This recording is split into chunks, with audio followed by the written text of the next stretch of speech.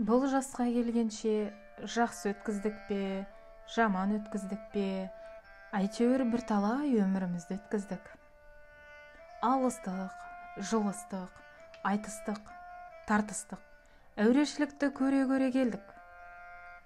Енді жер ортасы жасқа келдік, қажыдық, жалықтық, қылып жүрген ісіміздің бәрінің баянсызын, байлаусызын көрдік. Бәрі қоршылық екенін білдік. Ал енді қалған өмірімізді қайтып, не қылып өткіземіз? Соны таба алмай, өзім де қайранмын. Ел бағу? Жоқ, елге бағым жоқ. Бағусыз дертке ұшырайын деген кісі бақпаса, не албыртқан көңілі басылмаған жастар бағамын демесе, бізді Құдай сақтасын. Мал бағушы? Жоқ, баға алмаймын. Балалар өздеріне керегінше өздері бағар. Енді қартайғанда қызығын өзің түгел көре алмайтұғын, ұры, залым тілемсектердің азығын бағып беремін деп, қалған аз ғана өмірімді қорғылар жайым жоқ. Ғылым бағу?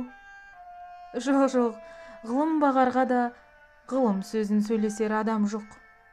Білгеніңді кімге үйретерсің? Білмегеніңді кімнен сұрарсың? Елсіз күнсіз де кездемені жайып салып, қолына кезін алып отырғанның не пайдасы бар?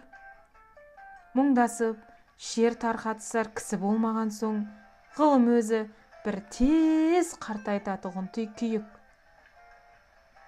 Софылық қылып, дін бағушы? Жоқ, ол да болмайды. Оғанда тыныштық керек. Не көңілде, не көрген күніңде бір тыныштық жоқ. Осы елде, осы жерде не қылған софылық? Балаларды бағушы? Жоқ, баға алмаймын. Бағар едім, қалайша бағудың мәнісін де білмеймін. Не болсын деп бағам? Қай елге қосайын, қай қарекетке қосайын?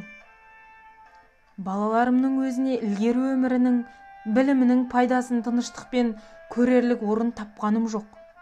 Қайда бар, не қыл дерімді біле алмай отырым, не бол деп бағам? Оны да ермек қыла алмадым. Ақыры ойладым.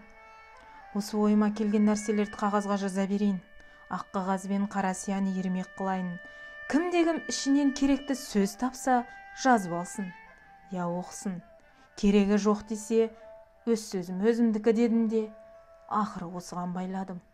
Енді мұнан басқа ешбір жұмысым жоқ.